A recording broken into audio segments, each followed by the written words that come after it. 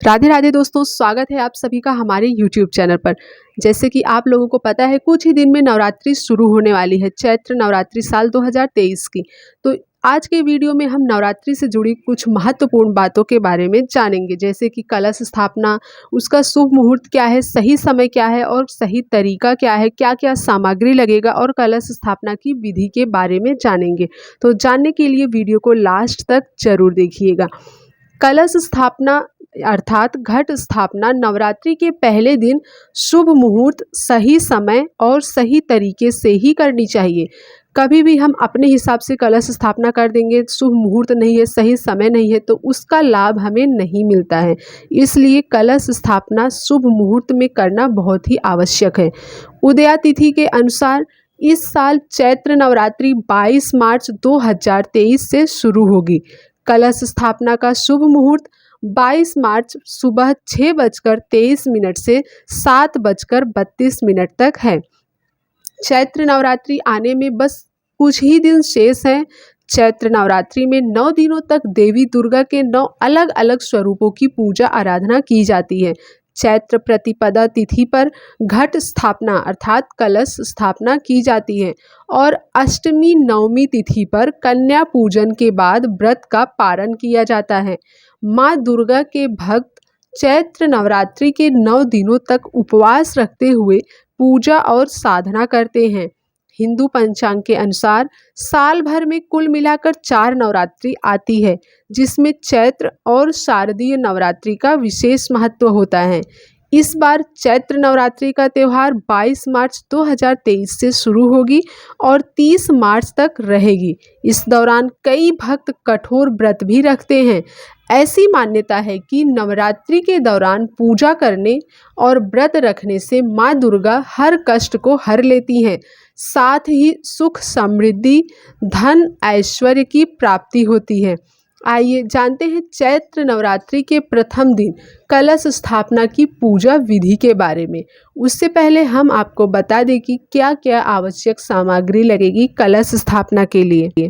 मिट्टी का कलश, मिट्टी, 7 प्रकार के अनाज या जौ, गंगा जल, कलावा, सुपारी, आम या अशोक के पत्ते, अक्षत, जटा वाला नारियल, लाल कपड़ा, फूल और माला, कलावा, फल और मिठाई।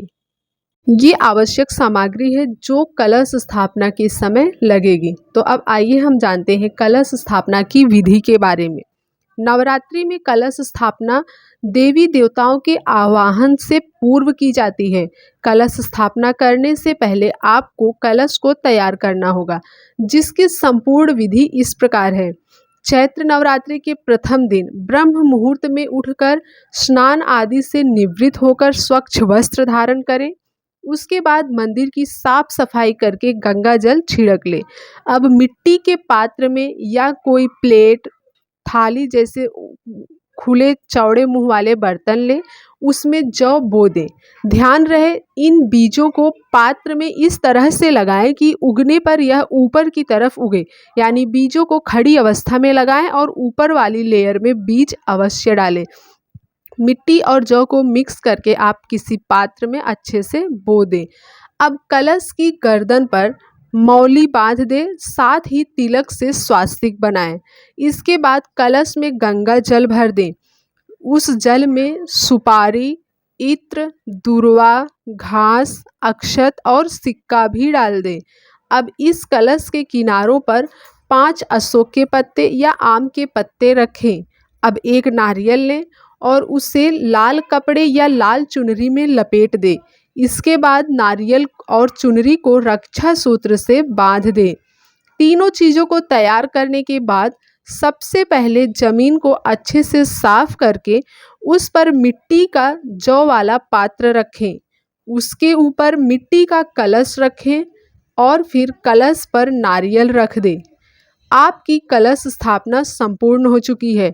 इसके बाद सभी देवी देवताओं का आह्वान करके विधिवत नवरात्रि पूजन करें। इस कलश को आपको 9 दिनों तक मंदिर में ही रखे देना होगा। बस ध्यान रखें, सुबह शाम आवश्यकता अनुसार पानी डालते रहें। कलश के लिए सोना, चांदी, तांबा, पीतल के धातु के अलावा मिट्टी का घड़ा भी शुभ माना जाता है। तो ये थी कलश स्थापना की संपूर्ण विधि। सबसे सरल और सही तरीके से कलश स्थापना करने की विधि को हमने आपको यहाँ पर बताया है। वीडियो अच्छा लगा तो लाइक ज़रूर कीजिएगा, चैनल को सब्सक्राइब कर लीजिए ताकि इसी तरह के और वीडियोज आप तक पहुँचते रहें। जय श्री राधे।